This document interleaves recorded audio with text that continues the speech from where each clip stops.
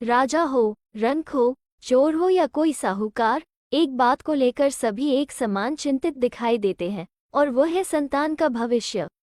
ऐसी ही सोच जगन की थी। जगन एक चोर था। बरसों से वो चोरियां करके ही अपने परिवार का भरण पोषण कर रहा था। अब उसका बेटा बड़ा हो गया था। परिवार का खर्च दिन पर दिन बढ़ता ही जा रहा था। चोरी के धंधे में ऐसा नहीं होता कि रोजाना दांव लग ही जाए। कई बार तो कई कई दिनों तक उसका दांव नहीं लगता था और उसे निराश होकर घर लौटना पड़ता था। कई बार इतना मोटा दांव लगता था कि पूरा घर कई दिनों तक दिवाली मनाता रहता था। जब जब ऐसा होता तब तब जगन को लगता कि दुनिया में इससे बेहतर दूसरा कोई काम ही नहीं है। अतः उसने फैसला कर लिया कि वह अपने बेटे को भी अपनी तरह एक सफल चोर बनाएगा। इसी सोच के चलते एक दिन वो अपने बेटे को अपने साथ लेकर चल दिया।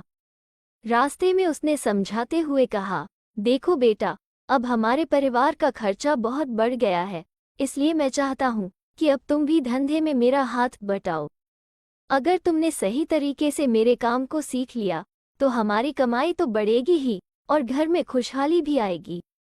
लड़का चुपचाप अपने पिता की बातें सुनता रहा। फिर एक स्थान पर रुककर जगन बोला, देखो, मैंने अपनी पहली चोरी उस घर में की थी। पहले ये घर कच्चा था और इस घर में बिजली भी नहीं थी। उन दिनों इस घर में दिया जलता था। मैंने पीछे की दीवार में सेंध लगाकर चोरी की थी। और वो घर देखो, जहां आज एक कार खड़ी है, वहां पहले एक साइकिल होती थी। मकान भी कच्चा था। मैंने इस घर में भी चोरी की थी। बेटा, अब तुमको मेरे काम में हाथ बटाना है। इसके अलावा और भी बहुत सी कॉलोनियां हैं जो आज संपन्न लोगों की बस्तियां हैं। जब ये कॉलोनियां बस रही थी तब मैंने अधिकांश घरों में चोरियां की थी। समय के साथ साथ ये लोग संपन्न हो गए हैं। ये हमारे लिए खुशी की बात है। संपन्न घरों से अच्छा माल मिलता है। जगन बोले जा रहा था और उसका बेटा सुन रहा था। वो गुमसुम सा था। उसके चेहरे के भावों से लग रहा था मानो उसके मन मस्तिष्क में कोई अंधर चल रहा हो। जगन उसे इसी प्रकार कई कॉलोनियों में घुमाकर वापस अपने घर की ओर चल दिया। रास्ते भर वो उसे अपनी सफल चोरियों की दास्तान सुनाता रहा, लेकिन लड़का जैसे वहां था ही नहीं। वो तो किसी अन्य विचारों में उलझा था। घर आकर जगन ने बेटे से कहा, बेटा, अब तुम आराम करो। कल हम काम पर चलेंगे और ईश्वर ने चाहा तो हमारा दांव भी अच्छा लगेगा। अपनी बात कहकर जब जगन जाने लगा तो लड़के ने उसे रोककर कहा, बापू। बोलो। जगन थिठका, कुछ कहना चाहते हो क्या? हाँ बापू, वो बड़े ही गंभीर लहजे में बोला, आपने आज मुझे बहुत से ऐसे घर दिखाए हैं बापू जहां आपने चोरी की। आपने ही बताया कि कल तक वे लोग इतने संपन्न नहीं थे, बल्कि आपने ये भी बताया कि एक घर में तो दिया जलता था और आज वहां बिजली के बल्ब व झाड़ फानूस जगमगा रहे हैं। तू कहना क्या चाहता है रे? जगन उलझन में पड़ गया। बापू, मैं ये कहना चाहता हूँ कि क्या कभी आपने अपने घर की तरफ देखा? क्या मतलब? अपने घर को तो मैं रोज ही देखता हूँ, मगर आपको इस घर में छाया अंधेरा दिखाई नहीं देता? क्या मतलब? चौंका जगन। तू क्या कहना चाहता है बेटा? मैं ये कहना चाहता हूँ कि इस घर में आज से सालों पहले भी इस दिए की मरी हुई रोशनी होती थी और 20 साल बाद भी इस घर में अंधेरा ही है। जबकि जिन घरों में आपने चोरी की वहां आज दिए के बजाय बिजली के बल्ब व झाड़ फानूस जगमगा रहे हैं। हमारे घर में अंधेरा है। क्यों बापू, हमारे घर में अंधेरा क्यों है? जगन की तो जैसे बुद्धि ही चकरा गई। बेसुध सा खड़ा वो बेटे का चेहरा देखता रहा। बेटा क्या कहना चाहता है, इस बात को वो समझ तो रहा था, लेकिन इस सवाल का उसके पास कोई जवाब नहीं था कि उसके घर में आज भी अंधेरा क्यों है। मैं बताता हूँ बापू कि आपके द्वारा इतने जोखिम उठाने के बाद भी घर अंधेरा क्यों है। आपकी लाई गई दौलत में न तो ईमानदारी की खुशबू थी और न ही मेहनत का रंग, इसलिए हमारे घर में आज भी अंधेरा है। और जिनके घरों में आपने चोरी की उनके घरों में आज बिजली के बल्ब व झाड़ फानूस की चमक दमक इसलिए है क्योंकि वे लोग ईमानदारी और मेहनत की कमाई करते हैं। चोरी होने के बाद भी वे गरीब नहीं हुए, मगर मेहनत व ईमानदारी की कमाई न करने के कारण आप अमीर नहीं हो सके। जिस पैसे को कमाने में इंसान के पसीने की गंध होती है उसी पैसे में बरकत होती है बापू।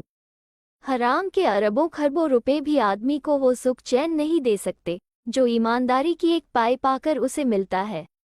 अपने बेटे के मुंह से ऐसी गूढ़ और ज्ञान भरी बातें सुनकर जगन ठगा सा खड़ा था। उसका सिर झुक गया था और जुबान को जैसे लकवा मार गया था।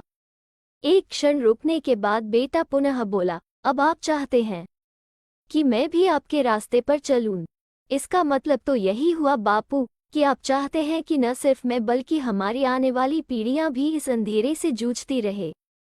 जरा सोचो बापू, सोचो, क्या हम दोनों मिलकर भी घर के इस अंधेरे को दूर कर सकते हैं? नहीं बापू, नहीं, आप और मैं ही नहीं, अगर हमारा पूरा परिवार भी इसी धंधे को अपना ले तब भी हम इस अंधेरे को दूर नहीं कर सकते। इस कमाई में न हमारी मेहनत है, न पसीने की खुशबू और न ईमानदारी की महक। चोर के मन पर हमेशा एक बोझ होता है बापू, और वो बोझ उसे कभी सिर उठाकर नहीं चलने देता। दुनिया भले ही इस बात को न जानती हो, लेकिन एक चोर जानता है कि वो एक चोर है, और चोर बेईमान लोग कभी गर्व से सीना उठाकर नहीं चल पाते। अगर अब भी तुम चाहते हो कि मैं भी तुम्हारे रास्ते पर चलकर अपना जीवन इस अंधेरे में गुम कर दूं, तो ठीक है बापू, कल मैं तुम्हारे साथ चलूंगा और कोशिश करूंगा कि आपसे भी बड़ा और सफल चोर बनूं। नहीं, जगन के मुंह से जैसे घुटी घुटी सी चीख निकली, नहीं मेरे बेटे, नहीं। फिर अचानक ही वो रो पड़ा, आज तूने मेरी आंखें खोल दी। तूने सच कहा बेटे, जिस कमाई में पसीने की महक नहीं होती, उस कमाई को खाने वाले परिवार का घर कभी रोशनी से नहीं जगमगाता। काली कमाई अंधेरा ही फैला सकती है, खुशी का उजाला नहीं। बेटे, मैं प्रण करता हूँ कि आज के बाद मैं भी यह गंदा काम नहीं करूँगा। दूसरों की मेहनत की कमाई पर हाथ साफ करना सबसे बड़ा गुनाह है। इससे बड़ा गुनाह दुनिया में कोई भी नहीं। ओह मेरे बच्चे, आज मैं जान गया कि क्यों आज तक मैं सुख की सांस न ले सका, क्यों आज तक मुझे सच्ची खुशी नसीब नहीं हुई, क्यों आज तक इस घर में बरकत नहीं आई, क्योंकि आज तक मैं अंधेरे में भटक रहा था और आज तूने मेरी आंखें खोल दी। ये कहते कहते जगन जोर से रोने लगा। उधर पिता को पश्चाताप करते देख बेटे की आंखों में भी खुशी के आंसू झिलमिलाने लगे थे। कुछ सचेत होकर जगन पुनः बोला, मगर अब मुझे विश्वास है कि अब मेरे घर का अंधेरा जरूर दूर हो जाएगा, क्योंकि किसी पूर्वजन्म के फलस्वरूप ही ईश्वर ने मुझे नेकी और ईमानदारी से भरा तुझ जैसा कुलदीपक जो दिया है। और फिर जगन उसे सीने से लगाकर बहुत देर तक रोता रहा। वो स्वयं भी शायद नहीं समझ पा रहा था कि उसकी आंखों से बहने वाले आंसू खुशी के थे या गम के। तो दोस्तों, कैसी लगी आज की कहानी? अगर अच्छी लगे तो शेयर, लाइक और चैनल को सब्सक्राइब जरूर करें। फिर मिलते हैं एक नई कहानी के साथ।